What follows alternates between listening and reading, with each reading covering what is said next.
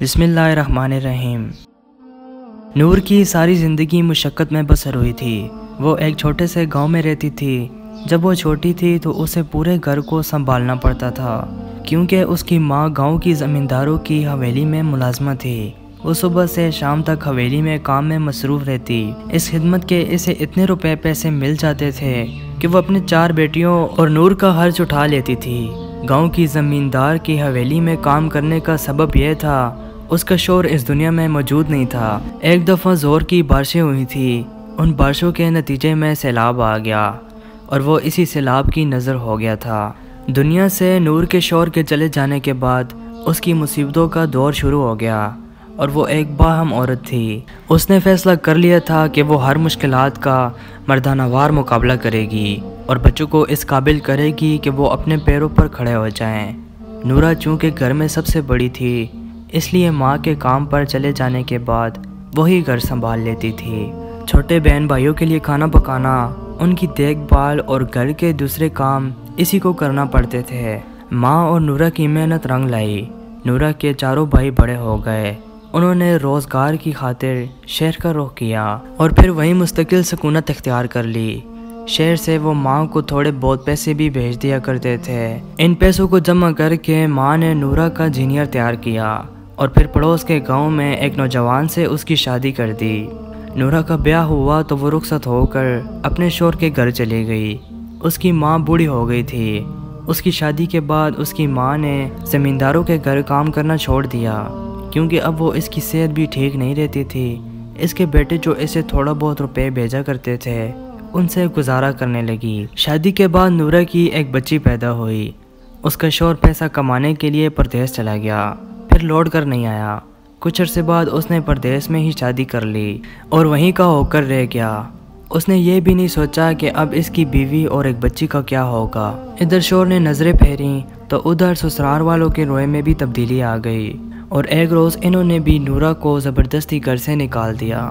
نورا کے ویسے ہی تو 4 بھائی تھے، مگر وہ اپنی اپنی شادیاں کر کے شہر میں ہی رہنے لگے تھے۔ نورا پر جب یہ آفت پڑی تو انہوں نے بھی ان کا ساتھ نہ دیا، لے دے کے اس کی بوڑھی ماں ہی رہ گئی، جو اس مشکل وقت میں اس کے کام آئی۔ ماں ہی تو ہوتی ہے جو اولاد کا ساتھ کبھی نہیں چھوڑتی۔ اس نے نورا کو تسلی دی۔ نورا اپنی بچی کے ساتھ ماں کے گھر میں رہنے لگی۔ نورا کے سامنے سب سے بڑا مسئلہ کچھ کمانے کا تھا کہ وہ گھر کا خرچہ چلا سکے اور اپنی بیٹی کو جو بڑی ہوتی جا رہی ہے پڑھا لکھا سکے، اور اس کی سب سے بڑی خواہش تھی کہ اس کی بیٹی پڑھ لکھ جائے۔ اگر وہ شہر میں ہوتی تو اس کے لیے روزگار کا کوئی مسئلہ نہ ہوتا۔ اسے کسی گھر یا اسکول میں ماسی کا کام مل سکتا تھا، یا پھر وہ کوئی چھوٹی موٹی دکان بھی کھول کر گزر بسر کر سکتی تھی۔ ان کا گاؤں میں فاضل نام کا ایک زمیندار تھا۔ وہ بھلا آدمی تھا۔ جب وہ چھوٹا تھا تو نورا کی ماں ان لوگوں کی حویلی میں نوکرانی تھی۔ اس کا بچپن نورا کی ماں کی نگرانی میں ہی گزرا تھا۔ نورا کو کسی نے مشورہ دیا کہ وہ کام کے سلسلے میں اپنی ماں کے ساتھ فاضل کے پاس جائے۔ اس کی بہت ساری زمینیں ہیں، شاید وہ اس کو کھیتوں پر کام کرنے کے لیے رکھ لے۔ نورا ماں کو لے کر فاضل کے پاس پہنچتی ہے اور اپنی بیتا سنا کر اس سے درخواست کی کہ وہ اسے کام دے دے تاکہ وہ اپنی بیٹی کے ساتھ سکون سے زندگی گزار سکے۔ چونکہ فاضل کا بچپن نورا کی ماں کے سامنے ہی گزرا تھا، اسے ابھی تک یاد تھا کہ نورا کی ماں اس سے بہت پیار کرتی تھی اور اسے بہت اچھی اچھی کہانیاں بھی سنایا کرتی تھی۔ اسے جب نورا کی دکھ بھری کہانی کا پتہ چلا تو اس کو بہت افسوس ہوا۔ اس نے دل ہی دل میں اس کے شوہر کو برا بھلا کہا، جو اسے اور اپنی بیٹی کو چھوڑ کر چلا گیا تھا، اور پلٹ کر خبر تک نہ لی۔ فاضل نے تھوڑا سوچ بچار کے بعد اس سے کہا، میں تمہیں اپنے کھیتوں پر کام کے لیے رکھ تو لوں، مگر مجھے خدشہ ہے کہ اس مشقت سے تم گھبرا نہ جاؤ۔ میں نے کھیتوں پر پانی دینے کے لیے جو آدمی رکھے ہیں، میں ان کے کام سے مطمئن نہیں ہوں۔ وہ جان چھڑوانے کے لیے کھیتوں کے آس پاس کی زمین تو گیلی کر دیتے ہیں، مگر اچھی طرح پانی نہیں دیتے۔ اس کے علاوہ وہ کھاد اور جراثیم کش دوائیں بھی وقت پر کھیتوں میں نہیں ڈالتے اور نہ ہی کھیتوں کی صفائی پر دھیان دیتے ہیں۔ اس وجہ سے میری زمینوں پر پچھلے سال بھی اچھی فصل نہیں ہوئی تھی اور اس سال بھی کوئی امید نہیں ہے۔ اگر تم چاہو تو میں تمہیں ان آدمیوں کی نگرانی کے لیے رکھ سکتا ہوں۔ اپنی نگرانی میں تم ان سے کام کروایا کرنا۔ نورا کو یہ کام بہت آسان لگا اور اس نے حامی بھر لی۔ نورا اس نوکری کے لیے مل جانے کے بعد بہت خوش ہو گئی تھی۔ اور وہ اس نے کام کرنا شروع کر دیا۔ وہ جب کھیتوں پر کام کرنے جاتی تو اپنی بیٹی تابعدار کو اپنی ماں کے پاس چھوڑ دیتی تھی۔ شروع میں تو اس نے نورہ کو بہت یاد کیا، مگر جب نورہ نے اس کو پیار سے سمجھایا تو وہ سمجھ گئی۔ نورہ تھی تو عورت مگر اپنی ماں ہی کی طرح بہت باہم تھی۔ فاضل کے کھیتوں میں 10 مزدور کے سان کام کیا کرتے تھے اور ان کے ذمہ مختلف کام تھے۔ انہیں جب پتہ چلا کہ زمیندار نے نورہ کو ان کی نگرانی پر رکھا ہے اور انہیں اس کی ماتحتی پر کام کرنا پڑے گا تو انہیں برا محسوس ہوا۔ انہیں پتہ چل گیا تھا کہ اب ان کے آرام کے دن گنے جا چکے ہیں۔ پہلے روز ان میں سے کسی نے بھی نورہ سے بات نہیں کی اور خاموشی اور بے دلی سے اپنے اپنے کاموں میں لگے رہے۔ یہ ضرور ہوا کہ اس روز کھیتوں میں کافی کام تھا۔ کھیتوں میں پانی ٹیوب ویل کے ذریعے زمین بنائی گئی نالیوں سے آتا تھا۔ ان نالیوں کی حالت کافی خراب تھی، جگہ جگہ کچرا موجود تھا اور بعض جگہوں سے تو وہ بالکل ہی بند ہو گئی تھی۔ نورہ نے کھڑپی کی مدد سے ان نالیوں کی خود صفائی کی اور ایک ہفتے میں ہی ان کی حالت بدل گئی۔ مزدور کسانوں نے جب اس کو بھی یہ اپنے ساتھ کام کرتے دیکھا تو ان کے رویے میں بھی تبدیلی آنے لگی۔ وہ اب ہنسی خوشی نورہ کی باتوں پر عمل کرتے تھے۔ کبھی کبھی نورہ گھر سے سب کے لیے میٹھے چاول، باجرے کی میٹھی ٹکیاں اور ایسی ہی چیز بنا لے آتی۔ اس کے اچھے رویے اور محبت بھرے خوش اخلاق رویے سے کسان مزدور اس کو اچھا سمجھنے لگے تھے، جس کی وجہ سے ایک بہترین ماحول بن گیا تھا اور سب ہنسی خوشی کام کرنے لگے تھے۔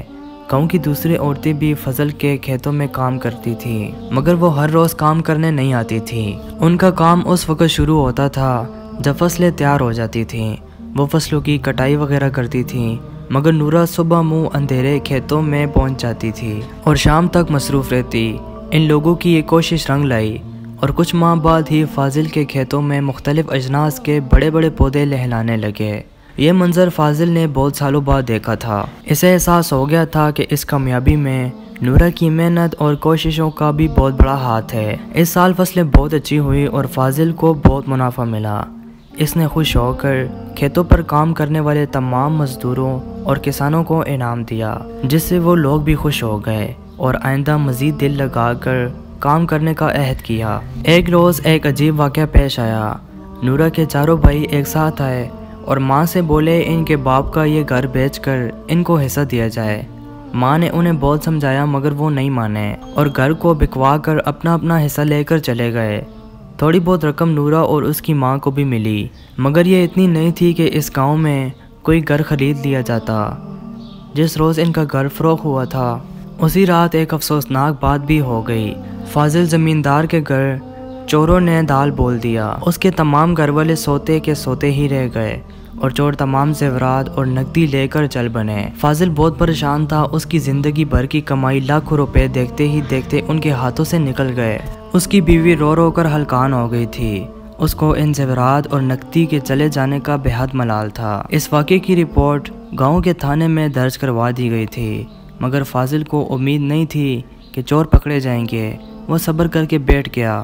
اس واردات کے اگلے روز کی بات ہے۔ فاضل کے علم میں یہ بات آئی کہ نورہ کی ماں نے بیٹوں کے کہنے کی وجہ سے اپنا گھر بیچ دیا۔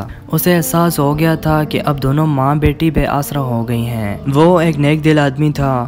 وہ ان کے پاس آیا اور بولا تم لوگ فکر مت کرو، گاؤں میں میرا ایک گھر ہے، وہ سالوں سے خالی پڑا ہے، تم لوگ جب تک جی چاہے اس میں رہو۔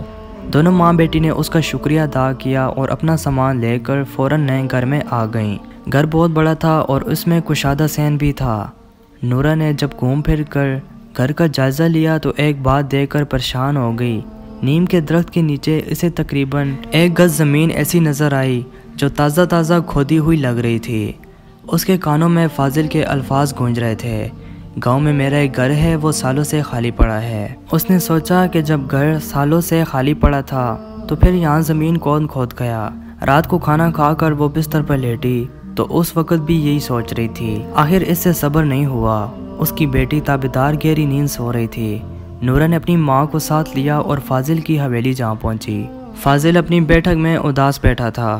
دولت کی چوری ہو جانے کا اس کی بیوی کو بہت افسوس ہوا تھا۔ وہ اس صدمے میں بیمار پڑ گئی تھی۔ کچھ دیر بعد معالج اسے دیکھ کر گیا تھا۔ فاضل نے جب نورہ اور اس کی ماں کو اتنی رات گئے اپنے گھر آتے دیکھا تو خیریت پوچھی۔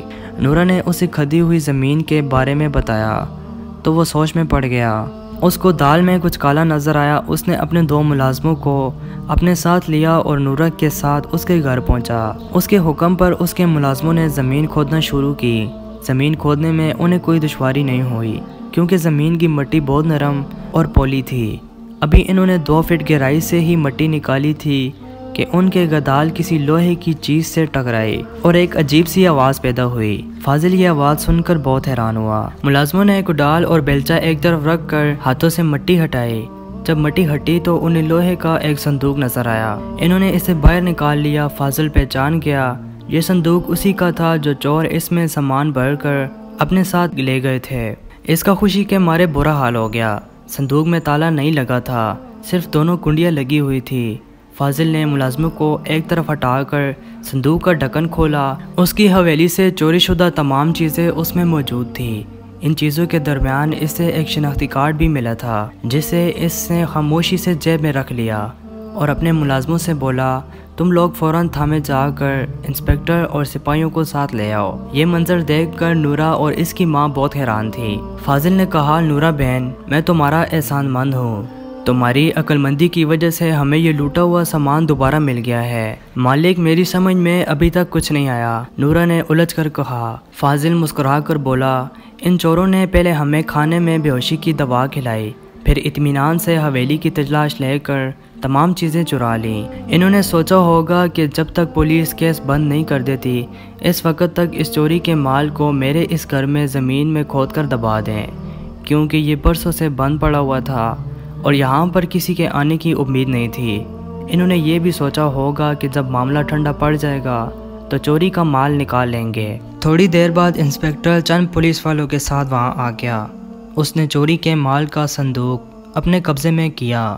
پھر وہ تمام لوگ فاضل کی حویلی میں آئے۔ انسپکٹر نے کاغذ قلم نکالا اور نورا کا بیان لکھنے لگا۔ فاضل نے ان کی خاطر مدارات کے لیے ایک ملازم سے کہا۔ تھوڑی دیر بعد اس کا ملازم شرفو ایک بڑی ٹرے میں چائے اور کھانے پینے کی چیزیں لے آیا۔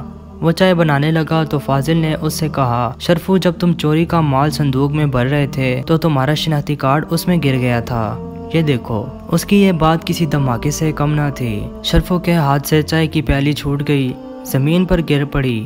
وہ دروازے کی طرف بھاگا، مگر اس سے پہلے کہ وہ وہاں سے نکلتا ایک سپاہی نے جسٹ لگا کر اس کو دبوچ لیا۔ دوسرے سپاہی نے اس کو ہتھکڑی لگا دی۔ شرفو کے منہ پر ہوائیاں اڑ رہی تھیں۔ فاضل نے قہر آلود آواز میں کہا، نمک حرام، تو نے میری مہربانیوں کا یہ صلہ دیا ہے۔ شرمندگی کے مارے شرفو کے آنکھوں سے آنسو نکل پڑے۔ تھوڑی دیر بعد اس نے اپنے ان 2 ساتھیوں کا پتہ بھی بتا دیا جن کے ساتھ اس نے چوری کی، منصوبہ بندی کی تھی، اور وہ لوگ اس واردات میں شامل تھے۔ انسپکٹر نے اسی وقت ان کے ٹھکانوں پر چھاپے مار کر انہیں بھی گرفتار کر لیا۔ فاضل کی بات ٹھیک تھی، ان لوگوں نے یہ سوچ کر ہی اس مال کو فاضل کے خالی گھر میں دبا دیا تھا کہ کچھ عرصے بعد جب سب اس واقعے کو بھول جائیں گے تو اس کو خاموشی سے وہاں سے نکال لیں گے، کسی کے کانوں کان خبر نہیں ہوگی۔ نورا کی وجہ سے فاضل کی زندگی بھر کی کمائی دوبارہ مل گئی تھی۔ اس نے اگلے روز نورا سے کہا، نورا بہن، تم نے حویلی کے چوروں کو پکڑ کر بہت بڑا کارنامہ انجام دیا ہے، مانگو، انعام میں کیا مانگتی ہو؟ فاضل کی بیوی بھی وہیں موجود تھی۔ اس نے کہا اپنے شوہر کی ساری کمائی کے نکل جانے کے غم میں بھی بیمار پڑ گئی تھی، شکر ہے اب میری بیماری بھی دور ہو گئی۔ نورا بہن، ہم یہ تمہارا احسان زندگی بھر نہیں بھولیں گے۔ فاضل اور فوز کی بیوی کی باتیں سن کر نورا بولی، مالک اور مالکن، ہمارے اوپر آپ لوگوں کے اتنے احسانات ہیں کہ ہم مر کر بھی انہیں نہیں اتار سکتے۔ مجھے اور میری ماں کو اس بات کی خوشی ہے کہ آپ کی چوری شدہ چیزیں واپس مل گئی ہیں۔ اللہ آپ کو مزید عزت اور دولت دے، آپ غریبوں کے بہت کام آتے ہیں، یہ سب اسی کا صلہ ہے۔ آپ نے ہمیں سر چھپانے کا ٹھکانہ دیا، اس سے بڑا انعام ہمارے لیے کیا ہو سکتا ہے؟ اس کی بات سن کر فاضل کچھ سوچنے لگا، پھر اس نے کہا، وہ گھر جو میں نے تمہیں رہنے کے لیے دیا تھا، آج سے تم اس کی مالک ہو۔ اس کے علاوہ تمہاری بیٹی تابدار آج سے میری بیٹی ہے۔ میں یہ وعدہ کرتا ہوں کہ اس کی اعلیٰ تعلیم سے لے کر اس کی شادی بیاہ کرنا میری ذمہ داری ہوگی۔ تم اب اس کی طرف سے بے فکر ہو جاؤ۔ نورا اور اس کی ماں یہ سن کر بہت خوش ہوئیں اور فاضل کو دعائیں دیتی ہوئی گھر کو لوٹیں۔ فاضل نے اپنا وعدہ نبھا دیا تھا۔ اس نے اپنے بچوں کے ساتھ تابعدار کو شہر بھی بھیج دیا جہاں وہ دل لگا کر تعلیم حاصل کر رہی تھی۔ نورہ کو جب فاضل بتاتا ہے کہ تابعدار پڑھائی میں ہے، سب سے آگے ہے، تو وہ خوشی سے پھولے نہیں سماتی۔ اس کے دل سے فاضل اور اس کی بیوی بچوں کے لیے بہت سی دعائیں نکلتی۔ دوستوں، مزید سٹوری سننے کے لیے محمد اسماعیل وائس چینل کو ضرور سبسکرائب کریں اور ساتھ میں دیے گئے بیل پر کلک کریں۔